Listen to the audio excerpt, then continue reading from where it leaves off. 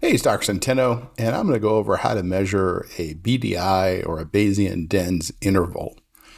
And this is an upright MRI. You can see here I've got a flexion view, I've got an extension view. And the first thing I need to do is to get to the middle of the image.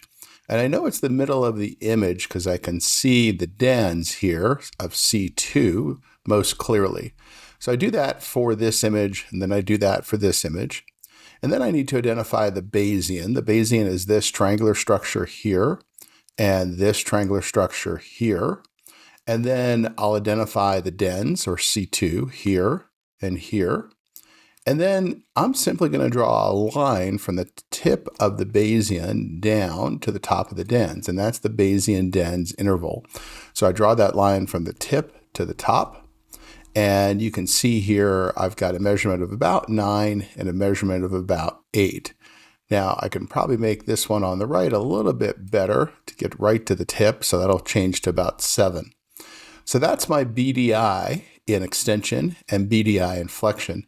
And you'll see on the screen, based on the Nicholson upright MRI study, what the normal values for BDI are in flexion, extension, and neutral in an upright MRI.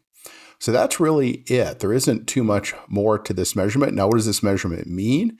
It can certainly mean that there's sliding type instability between the skull and the cervical spine.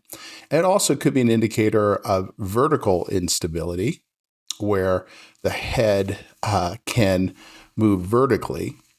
Now, that's obviously a lot more rare, right? At the end of the day, not many people are getting pulled by their heads all day. So really all vertical instability is looseness between the head and the cervical spine. And ultimately, it leads to sliding of the skull, or a type 1C instability. So hopefully that helps in how to measure BDI. Thanks so much. Have a great day.